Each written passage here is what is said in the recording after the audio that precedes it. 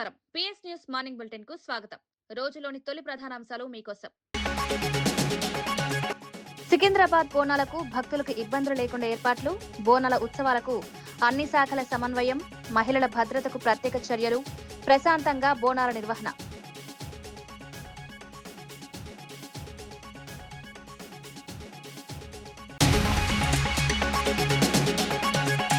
Social media దుర్వినియోగంపై ప్రత్యేక task force, తప్పుడు ప్రచారాల నియంత్రణకు social media response cell, cyber నేరాలపై వేగంగా స్పందించే వ్యవస్థ, డిజిటల్ భద్రతకు కఠిన చర్యలు.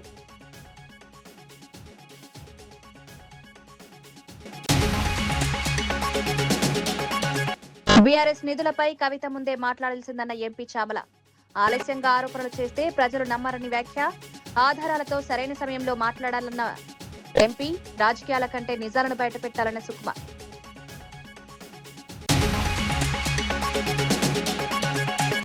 ఓటరు నమోదు ప్రక్రియలో అక్రమాలు జరుగుతున్నాయని అప్పిరెడ్డి ఆరోపణ, ఎస్ఐఆర్ ప్రక్రియలో పారదర్శకత లేదని అభ్యంతరం, ఎన్నికల సంఘం నిష్పక్షపాతంగా వ్యవహరించాలని డిమాండ్, ఓటర్ నమోదు వివరాలపై వైఎస్ఆర్సీపీ విమర్శలు.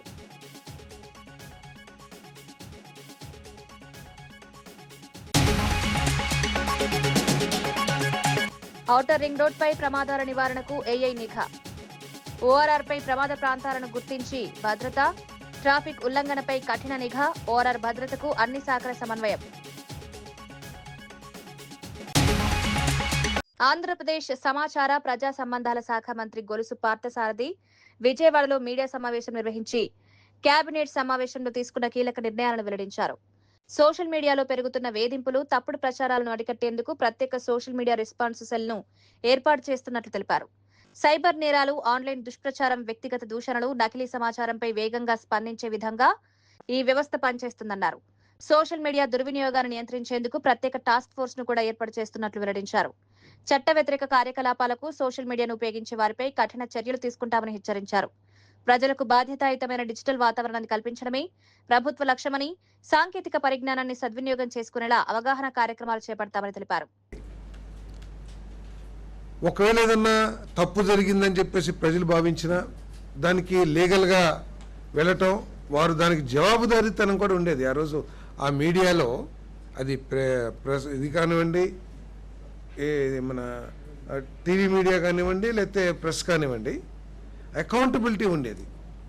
కానీ ఈరోజు సోషల్ మీడియాకి అకౌంటబిలిటీ కానీ ఎథిక్స్ కానీ ఏమీ లేకోకుండా కేవలం దాడులు చేయటం, లేకపోతే వ్యక్తిత్వ హననం చేయటం, గవర్నమెంట్ మీద అబద్ధాలు ప్రచారం చేయటం, ఇవన్నీ కూడా ఎక్కువైపోయిన విషయాన్ని ఈరోజు డీజీపీ గారు కూడా మరి చాలామంది చాలా విషయాలు చర్చించడం జరిగిందని చెప్పేసి కూడా నేను మనవి చేస్తా ఉన్నాను. నేను మరి దీంట్లో ఎవరైతే మాట్లాడతారో వారికి ఒక గౌరవప్రదమైన బ్యాక్గ్రౌండ్ కానీ, లేకపోతే గౌరవప్రదమైన అర్హతలు కానీ, లేకపోతే వారు మాట్లాడే సబ్జెక్ట్ మీద పరిజ్ఞానం కానీ లేకుండా ఉండే పరిస్థితులు కూడా మనం చూస్తూ ఉన్నాం.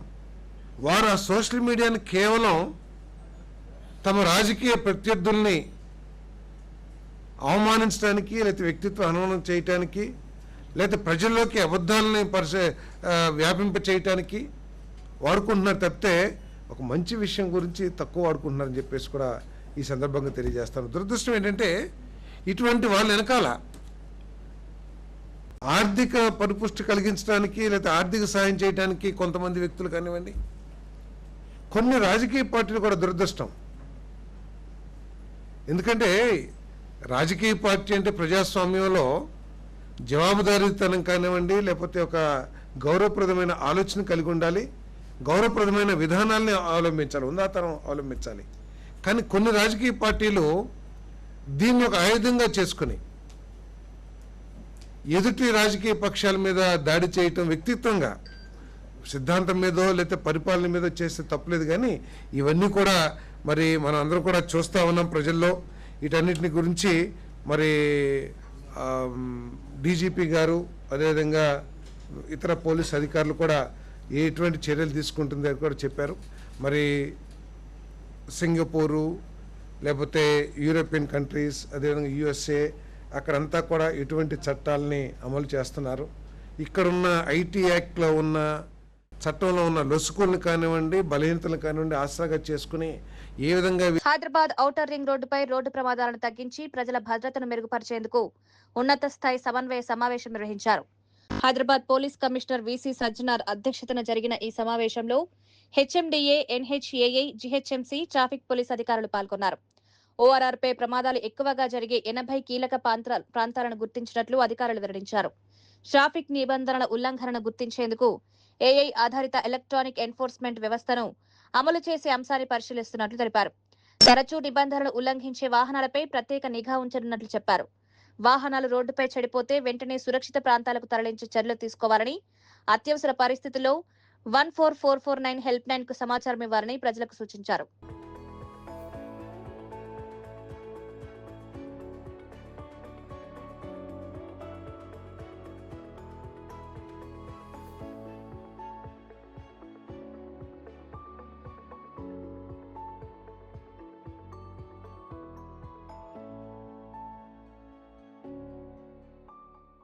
సికింద్రాబాద్ ఉజ్జయిని మహంకాళి బోనాల ఉత్సవాలను గతంలో కంటే మరింత ఘనంగా నిర్వహించేందుకు అన్ని ఏర్పాట్లు చేస్తున్నామని దేవాదాయ శాఖ మంత్రి కొండా సురేఖ తెలిపారు.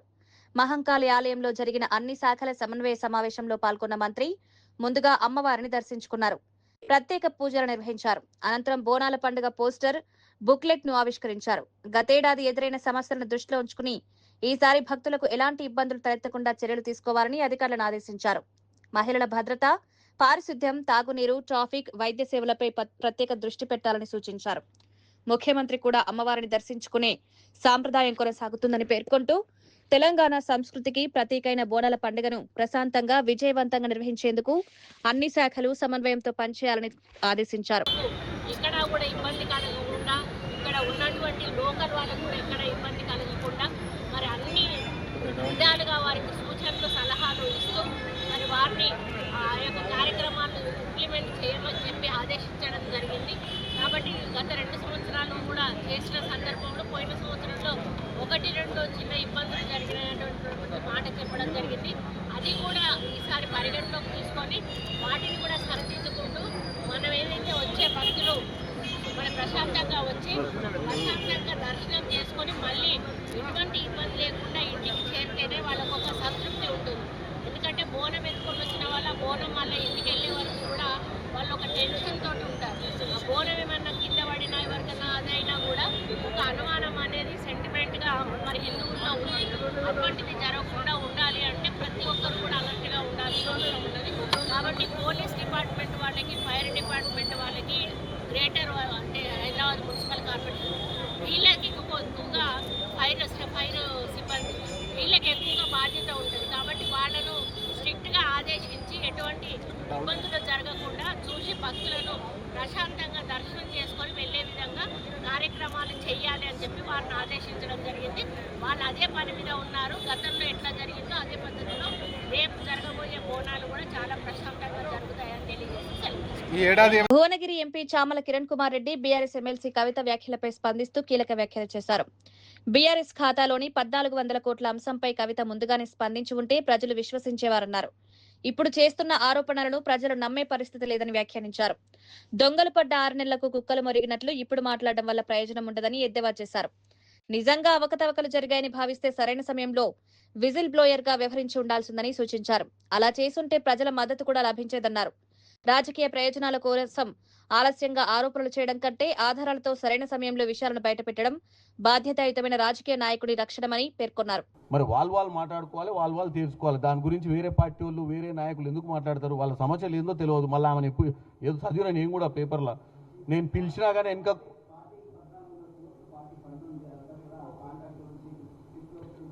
ఇప్పుడు కవిత గారు ఏది మాట్లాడినా తెలంగాణ ప్రజలు ఆమెను నమ్మరు. దొంగలు పడ్డ 6 నెలల కుక్కలు మురిగినట్టు ఉంది. ఎందుకంటే ఆ రోజే కనుక దొంగతనం జరుగుతుంటే, ఆ రోజే కనుక కాంట్రాక్టర్ల దగ్గర దండుకుంటుంటే ఒక ఉద్యమకారురాలుగా, ఒక జాగృతి నాయకురాలుగా బయటికి వచ్చి సమాజాన్ని కనుక ఆ రోజే ఆమె సమాజం దృష్టికి తీసుకొచ్చి సమాజంలో ఒక విజిల్ బ్లోయర్గా ముందుకొచ్చి ఉంటే ఆమె మీద ఈరోజు డెఫినెట్గా ప్రజలకు ఒక మంచి అభిప్రాయం ఉంటుంది. ఎందుకంటే ఈ అప్పుల రాష్ట్రాన్ని కాపాడేది ఏది? ఈరోజు అంతా అప్పులు అయిపోయినాయి, వడ్డీలు కట్టలేక మేము వస్తుంటే ఇప్పుడు వచ్చి ముచ్చడి చెప్తే ఓడిటాడా? YSRCP MLC Lella Appireddy special intensive revision ప్రక్రియపై తీవ్ర అభ్యంతరం వ్యక్తం చేశారు. ఓటర్ నమోదు కోసం ఎన్యూమరేషన్ ఫారాల పంపిణీ, సేకరణ ప్రక్రియ పూర్తిగా లోపభూయిష్టంగా జరిగిందని ఆరోపించారు. అర్హులైన ప్రతి ఒక్కరికి ఓటు హక్కు కల్పించి నకిలీ ఓట్లను తొలగించాలన్నది తమ ఉద్దేశమని తెలిపారు. అయితే ఈ ప్రక్రియను కూడా అధికార పార్టీ రాజకీయ ప్రయోజనాలకు వినియోగిస్తుందని విమర్శించారు. ఎన్నికల సంఘానికి చేరకముందే ఎన్యూమరేషన్ ఫారాల వివరాలు మై టీడీపీ యాప్లో నమోదవుతున్నాయని ఆరోపించారు. ఎన్నికల సంఘం కూడా రాష్ట్రంలోని ఇతర వ్యవస్థల మాదిరిగానే నిష్పక్షపాతంగా వ్యవహరించడం లేదని అనుమానాలు వ్యక్తమవుతున్నాయన్నారు. ఎన్నికల ప్రక్రియపై ప్రజల్లో విశ్వాసం నిలబెట్టేలా ఎన్నికల సంఘం తక్షణమే చర్యలు తీసుకోవాలని డిమాండ్ చేశారు. తెలుగుదేశానికి అనుకూలంగా పనిచేయాలని, తెలుగుదేశానికి సంబంధించినటువంటి బిఏలు ఏదైతే చెప్తారో వారు చెప్పినటువంటి మాటకు అనుగుణంగా వాళ్ళందరూ కూడా క్షేత్రస్థాయిలో పనిచేయాలని చెప్పి సందేశం ఇచ్చినటువంటి పరిస్థితులు. మేము ఎన్నికల కమిషన్ గారిని కలిసి చెప్పాం, కాస్త స్పందించండి, మై టీడీపీ యాప్ పెట్టినా మీరు స్పందించాలా. ఇవాళ సాక్షాత్తు బిఎల్ఏలతో మంత్రి గారే మాట్లాడుతూ ఉన్నారు. ఎవరైతే ఈఆర్ఓగా ఉన్నారో వారు ఆ కార్యక్రమాన్ని నిర్వహిస్తున్నటువంటి పరిస్థితులు ఉన్నాయి. దీనివల్ల ప్రజాస్వామ్యం మంట కలిపే పరిస్థితులు, నిజమైనటువంటి అర్హత కలిగినటువంటి ఓటర్లకు ఇబ్బంది కలిగే పరిస్థితులు ఉన్నాయని చెప్పి మరలా తిరిగి కంప్లైంట్ చేశాం. చర్యలు లేవు. 2వ తారీఖున నరసరావుపేటలో ఒక బిఎల్ఓని 118 పోలింగ్ స్టేషన్ లో ఉన్నటువంటి బిఎల్ఓని అక్కడ ఉన్నటువంటి తెలుగుదేశానికి సంబంధించినటువంటి బిఎల్ఏ బెదిరిస్తే, భయపెడితే బిఎల్ఓ పోలీస్ స్టేషన్ కి వెళ్లి కంప్లైంట్ ఇస్తే కంప్లైంట్ మీద చర్యలు, బిఎల్ఓకి సపోర్ట్ గా నిలబడవలసినటువంటి అధికారులు బిఎల్ఓ మీద ఒత్తిడి తెచ్చారు. కేసు విత్డ్రా చేసుకోమని, కేసు రిజిస్టర్ చేయొద్దని చెప్పి ఆత్మకూరు నియోజకవర్గం సంగం మండలం కొరిమెర్ల సచివాలయంలో సాక్షాత్తు విఆర్ఓ గారు ఉన్నారు. వారి సమక్షంలో 2 ప్రైవేటు వ్యక్తులు, తెలుగుదేశానికి సంబంధించినటువంటి వ్యక్తులు మొత్తం ఫారాలని కూడా వాళ్ళు మై టీడీపీ యాప్ లో నమోదు చేసుకునే కార్యక్రమాన్ని చేపడుతున్నటువంటి పరిస్థితులు. ఇవాళ ఈ రాష్ట్రంలో ఉన్నటువంటి 175 నియోజకవర్గాల్లో కూడా ప్రతి చోట కూడా తెలుగుదేశానికి సంబంధించినటువంటి యాప్ లో నమోదు చేసిన తరువాతే ప్రభుత్వ కార్యాలయాలకు వెళుతున్నటువంటి పరిస్థితులు. మీరు విన్నారు కదా, ఇందాక ఒక పిఐ నాగార్జున మాట్లాడుతూ ఉన్నారు. 175 నియోజకవర్గాలకు సంబంధించి ఒక డాష్ బోర్డు పెట్టుకున్నారట. ఆ డాష్ బోర్డు లో మొత్తం కూడా ఇవన్నీ కూడా అప్లోడ్ చేయాలట. అసలు ఎందుకు ఎన్నికల కమిషన్ ఎందుకు? శుభ్రంగా ఎక్కడో తెలుగుదేశానికి సంబంధించి ఒక ఆఫీసులో పెట్టుకుంటే మేము కూడా అక్కడికి వచ్చే మేము మా ఓట్లు కూడా చేయించుకునే కార్యక్రమం ఉంటుంది, ఎన్యూమరేషన్ ఫారాలు ఇచ్చే కార్యక్రమం ఉంటుంది. అసలు ఈ రాజ్యాంగం ఎందుకు? ఇదేనా మీ ప్రైవేటు కార్యక్రమా? భవిష్యత్తుకు సంబంధించి రానున్న కాలంలో రాష్ట్రాధినేతలు కానీ దేశాధినేతలు కానీ ఎన్నుకునే ప్రక్రియలో వాళ్ళ కీలకమైనటువంటి పాత్ర ఓటర్లది. అటువంటి కీలకమైనటువంటి అంశానికి సంబంధించి మీరు కరువులుండి చూడలేని విధంగా విశాఖ సముద్రంలో జరిగిన బోటు ప్రమాదంపై వైఎస్ఆర్సీపీ నేత, విశాఖ తూర్పు నియోజకవర్గ సమన్వయకర్త మొల్లి అప్పారావు ప్రభుత్వంపై తీవ్ర విమర్శలు చేశారు. ప్రమాదం జరిగిన వెంటనే ప్రభుత్వం అప్రమత్తంగా స్పందించి ఉంటే గల్లంతైన 6 మత్స్యకారులను కాపాడే అవకాశం ఉండేదన్నారు. కానీ 24 గంటల పాటు సంబంధిత వ్యవస్థలను ప్రభుత్వం అప్రమత్తం చేయలేదని ఆరోపించారు. సహాయక చర్యలో జరిగిన ఆలస్యం వల్లే పరిస్థితి విషమించిందని పేర్కొన్నారు. మత్స్యకారుల భద్రత విషయంలో ప్రభుత్వానికి చిత్తశుద్ధి కనిపించడం లేదని విమర్శించారు. సముద్రంలో ప్రమాదాలు జరిగినప్పుడు వేగంగా స్పందించే అత్యవసర వ్యవస్థను బలోపేతం చేయాల్సిన అవసరం ఉందన్నారు.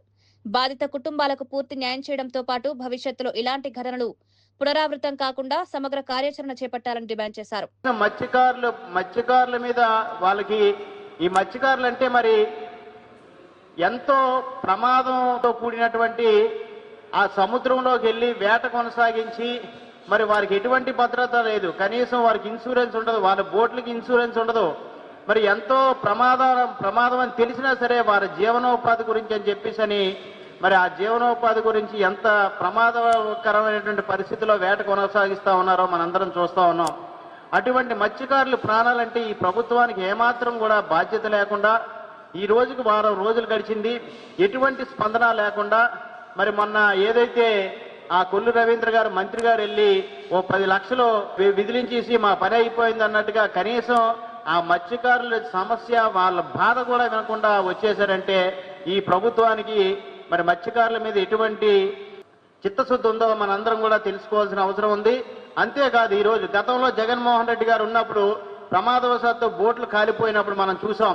ఒక్కొక్క బోటుకి సుమారు 35 లక్షలు కాంపన్సేషన్ ఇవ్వడమే కాకుండా కాంపన్సేషన్ 7.5 కోట్ల రూపాయలు 24 గంటల్లో మరి జగన్మోహన్ రెడ్డి గారు చెల్లించారంటే మత్స్యకారుల మీద ఎవరికి చిత్తశుద్ధి ఉందో ఒక్కసారి మన అందరం కూడా ఆలోచించాలి. మరి భవిష్యత్తులో ఇప్పుడైనా సరే ఈ ప్రభుత్వం నిన్న ఏదైతే ఆ ప్రమాదంలో బట్టగట్టినటువంటి ఆ చిన్నా దగ్గరికి వెళ్ళినప్పుడు మరి ఆ చిన్నాతో మా జాతీయ అధ్యక్షులు జగన్మోహన్ రెడ్డి గారు మాట్లాడుతున్నప్పుడు అన్న మీరు రావాలి, మీరు వస్తేనే మాకు న్యాయం జరుగుతుందని చెప్పేసి ఆ చిన్న అనే వ్యక్తి ఎంతో మరి దీనంగా జగన్మోహన్ రెడ్డి గారిని వేడుకున్నప్పుడు, అలాగే జగన్మోహన్ రెడ్డి గారు కూడా చిన్న నువ్వు ధైర్యంగా ఉండు అని చెప్పేసి భరోసా ఇస్తూ నేను వస్తున్నాను మీ దగ్గర, మిమ్మల్ని అందరినీ కూడా కలవడానికి వస్తున్నానని చెప్పేసి చిన్నకి మరి ధైర్యం చెప్పడం జరిగింది జగన్మోహన్ రెడ్డి గారు. అలాగే మా పార్టీ నాయకులు కూడా మా అధ్యక్షులు కేకే రాజు గారు కానీ, అలాగే విజయనగరం జిల్లా అధ్యక్షులు చిన్నసీని గారు కానీ, వాసుపల్లి గణేష్ కుమార్ కానీ, దేవన్ రెడ్డి గారు కానీ అందరూ వెళ్ళి వాళ్ళకి మరి భరోసా ఇవ్వడం జరిగింది. వాళ్ళకి మేమందరం మీ వెనకాతలు ఉన్నామని చెప్పేసి వాళ్ళకి ఒక భరోసా ఇచ్చి, అలాగే రేపు భవిష్యత్తులో మరి తొందరలోనే మా నాయకుడు జగన్మోహన్ రెడ్డి గారు రాబోతా ఉన్నారు. అయితే మేము ఒకటే డిమాండ్ చేస్తా ఉన్నాం. ఈరోజు అంత ప్రమాదం జరిగినా సరే కనీసం ముఖ్యమంత్రి కానీ, డిప్యూటీ సీఎం అయినటువంటి పవన్ కళ్యాణ్ కానీ, లేకపోతే లోకేష్ కానీ చిన్న ప్రారంభోత్సవాలకి వీటికి వచ్చేసేటువంటి ముఖ్యమంత్రి ఈరోజు ఫిషరీస్ మంత్రి గాని అచ్చెన్నాయుడు గారు గాని ఎవ్వరూ కూడా కనీసం. బద్వేల్ నియోజకవర్గంలో స్పెషల్ ఇంటెన్సివ్ రివిజన్ ప్రక్రియ 78.68% పూర్తయిందని ఆర్డీఓ చంద్రమోహన్ తెలిపారు. స్థానిక ఆర్డీఓ కార్యాలయంలో నిర్వహించిన మీడియా సమావేశంలో ఆయన మాట్లాడుతూ మొత్తం 2,22,000 మందికి పైగా ఓటర్లలో ఇప్పటి వరకు 1,74,000 మందికి పైగా నమోదు పూర్తయిందన్నారు. ఇంకా 41,000 మందికి పైగా నమోదు కావాల్సి ఉందని వెల్లడించారు. సుమారు 1,500 మంది సిబ్బంది ఈ ప్రక్రియలో పాల్గొంటున్నారన్నారు.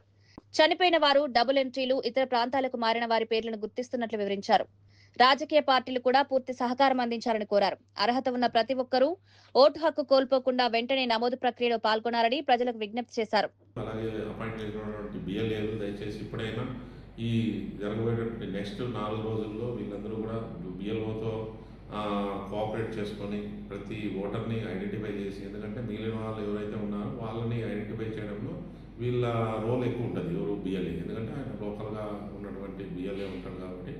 సో ఆయన ఐడెంటిఫై చేస్తే వాళ్ళు చనిపోయారా, లేదంటే షిఫ్ట్ అయ్యారా, లేదంటే డబుల్ ఎంట్రీనా, లేదంటే ఉంటే కనుక ఖచ్చితంగా వాళ్ళ దగ్గర నుంచి ఎన్యూమరేషన్ ఫామ్ తీసుకొని వారిని ఫిల్ చేసి దాన్ని ఆన్లైన్ చేయడం జరుగుతుంది. కాబట్టి నెక్స్ట్ 4 days కూడా పొలిటికల్ పార్టీస్ ప్రతినిధులను అలాగే బిఎల్ఏని ముఖ్యంగా ఈ కార్యక్రమంలో పాల్పంచుకొని ప్రతి అర్హులు ఉన్నటువంటి ప్రతి ఒక్కరిని కూడా ఈ యొక్క డ్రాఫ్ట్ ఎలక్ట్రల్ రోల్ తెచ్చడమే మన ఉద్దేశం.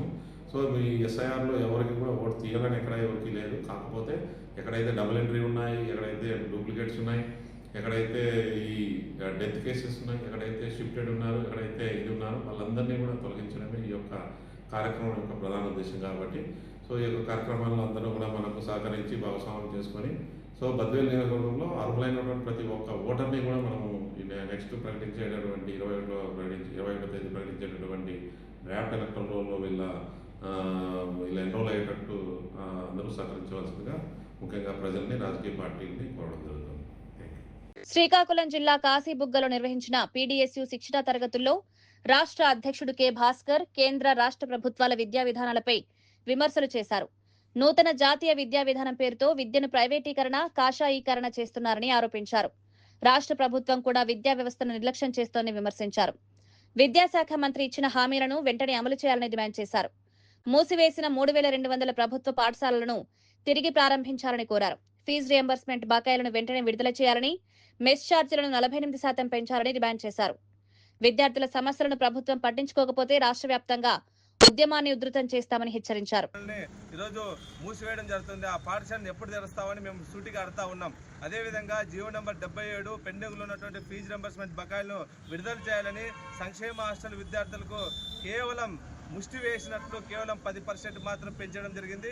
కాబట్టి అది కాదు 48% కూడా మెస్ ఛార్జీలు పెంచాలని పీడీఎస్యూగా డిమాండ్ చేస్తూ ఉన్నాం. లేని పక్షంలో ఈ క్లాసుల వేదికగా పెద్ద ఎత్తున చర్చించుకొని భవిష్యత్తు కార్యాచరణ రూపొందించుకొని ఈ ప్రభుత్వానికి బుద్ధి చెప్పడానికి సిద్ధమవుతామని ఈ సందర్భంగా హెచ్చరిస్తా ఉన్నాం. కె భాస్కర్, పీడీఎస్యూ రాష్ట్ర అధ్యక్షులు. పంపిస్తా ఉంది. ఈ రాష్ట్రంలో ఉన్నటువంటి సహజ సంపదల్ని కార్పొరేట్ సంస్థలకు తాకట్టు పెడతా ఉంది. ఈ రాష్ట్రంలో ఉన్నటువంటి గిరిజన ఆశ్రమ పాఠశాలని ఈరోజు కుదింపు పేరుతో ఈరోజు రాష్ట్ర వ్యాప్తంగా ఆదివాసీ విద్యార్థుల్ని విద్యకు దూరం చేస్తూ ఉన్నటువంటి పరిస్థితి ఉంది. ఈ రాష్ట్రంలో ఇప్పటికే ఆగస్టు 26 నాటికి 19 ఆశ్రమ పాఠశాలలు మూతపడితే ఆదివాసీ గూడెల్లో ఆదివాసీ తండాల్లో ఉన్నటువంటి విద్యార్థుల యొక్క చదువు ఈరోజు ప్రశ్నార్థకంగా మారుతున్నటువంటి పరిస్థితి ఉంది. ఆనాడు యువగరం పాదయాత్రలో తన సొంత నియోజకవర్గమైనటువంటి మంగళగిరిలో నేను అధికారంలోకి వచ్చిన 100 రోజుల్లో పెండింగ్ లో ఉన్నటువంటి ఫీజు రియంబర్స్మెంట్ బకాయిలు విడుదల చేస్తానని పేద బడుగు బలహీన వర్గాల విద్యార్థులకు ఉన్నత విద్యను దూరం చేసే జీవో నెంబర్ 77ని రద్దు చేస్తామని హామీ ఇచ్చిన నారా లోకేష్ గారు 2 ఏళ్ళు అవుతున్నా ఎందుకు స్పందించట్లేదని చెప్పి ఈ సందర్భంగా మేము ప్రశ్నిస్తా ఉన్నాం. తక్షణమే విద్యారంగ సమస్యలు పరిష్కరించుకుంటే రాష్ట్ర వ్యాప్తంగా పెద్ద ఎత్తున ఉద్యమాలకి పీడీఎస్ సిద్ధమవుతుందని ఈ సందర్భంగా కేంద్ర రాష్ట్ర ప్రభుత్వాన్ని హెచ్చరిస్తా ఉన్నాం. ఎం వినోద్ కుమార్, పీడీఎస్ రాష్ట్ర ప్రధాన కార్యదర్శి. యూనివర్సిటీ విశ్రాంత రాష్ట్ర హిందీ శాఖ పీడీఎస్ రాష్ట్ర కార్యవర్గం సామాజిక బాధ్యతగా నిర్వహిస్తున్న ఈ కార్యక్రమాలందరినీ నేను మొదటి నుంచి కూడా మద్దతిస్తున్నాను. సభ్య దశ నుంచి కూడా ఆ క్రమంలో నేను ఇక్కడ రావడం జరిగింది. రాష్ట్రంలోనూ దేశంలోనూ ప్రజాస్వామ్యం కూని చేపట్టది. ముఖ్యంగా ప్రపంచంలో ఎక్కువ యువత ఉన్న దేశం మందే. కానీ ఆ యువకులకి చేయనటువంటి గైడెన్స్ లేదు. వాళ్ళ జీవితాలు అంధకారబంధంగా కనపడుతున్నాయి. వీటిని అన్నింటినీ పరిష్కరించడానికి ఒక ఉద్యమ మార్గమే కులవాళ్ళ యుగం మంది ఒక విద్య చేయమంది ఎక్కడ పుట్టిందే. దిక్కుముక్కు లేని జనం ఒక్కొక్కరు అగ్ని జనం శమకంత గజ్యంతో వస్తారికి కాసుకోండి అని నినదించిన నేలిది. అగ్రవాదానికి ఆధిపత్యానికి ప్రపంచం మొత్తం వ్యతిరేకన పోరాడిన కలింగ యుద్ధం నేలిది. ఈ విప్లవాగ్ను ఎచ్చటమని అడిగితే శ్రీకాకుళం వైపు చెయ్యదు చూపాలి. భద్రాచలం కేంద్రంగా సిపిఎం నాయకులు పోడు భూముల సమస్యలు, జాతీయ రహదారి, వైద్య సేవల సమస్యలపై ప్రభుత్వాన్ని నిలదీశారు. భద్రాద్రి కొత్తగూడెం జిల్లా కమిటీ ఆధ్వర్యంలో జూలై 13న చలో ఐటీడీఏ కార్యక్రమం నిర్వహిస్తున్నట్లు ప్రకటించారు. అటవీ హక్కుల చట్టాన్ని నిర్వీర్యం చేసే ప్రయత్నాలు జరుగుతున్నాయని ఆరోపించారు. గిరిజనుల సాగు భూములను లాక్కునే ప్రయత్నాలు జరుగుతున్నాయని, అక్రమ కేసులతో వారిని వేధిస్తున్నారని విమర్శించారు. భద్రాచలం ఏరియా ఆసుపత్రిలో వైద్యులు, నర్సుల కొరత వెంటనే తీర్చాలని డిమాండ్ చేశారు. చర్ల భద్రాచలం జాతీయ రహదారి పనులను వేగవంతం చేయాలని ప్రభుత్వాన్ని కోరారు. ప్రజా సమస్యల పరిష్కారం కోసం రాజకీయాలకు అతీతంగా పోడు సాగుదారులు, ప్రజలు చలో ఐటీడీఏ కార్యక్రమంలో పెద్ద ఎత్తున పాల్గొనాలని సిపిఎం నాయకులు పిలుపునిచ్చారు.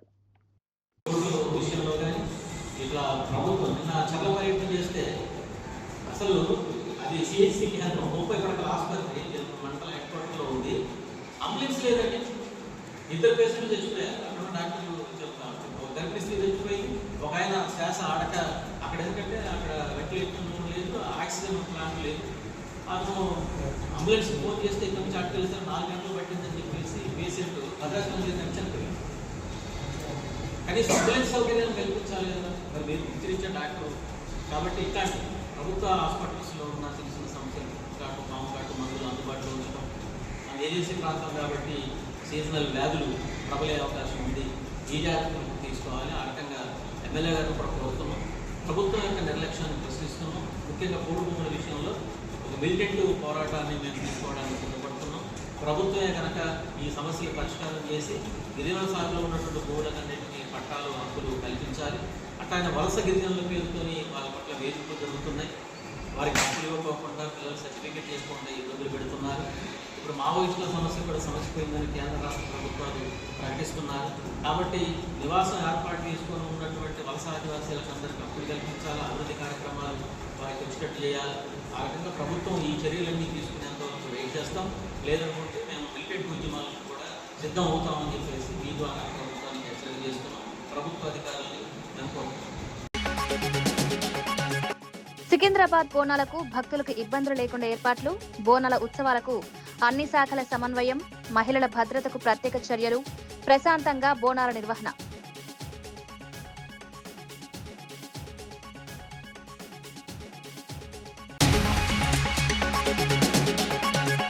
సోషల్ మీడియా దుర్వినియోగంపై ప్రత్యేక టాస్క్ ఫోర్స్, తప్పుడు ప్రచారాల నియంత్రణకు social media response cell, cyber నేరాలపై వేగంగా స్పందించే వ్యవస్థ, డిజిటల్ భద్రతకు కఠిన చర్యలు.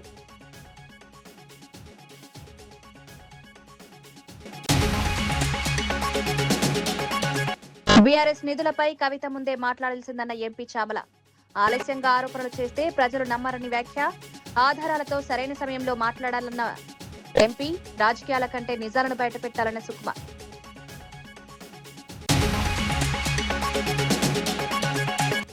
ఓటరు నమోదు ప్రక్రియలో అక్రమాలు జరుగుతున్నాయని అప్పారెడ్డి ఆరోపణ.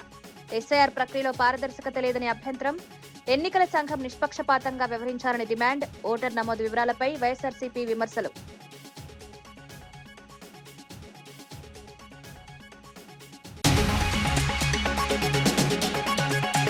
ఔటర్ రింగ్ రోడ్ పై ప్రమాదాల నివారణకు ఏఐ నిఘా.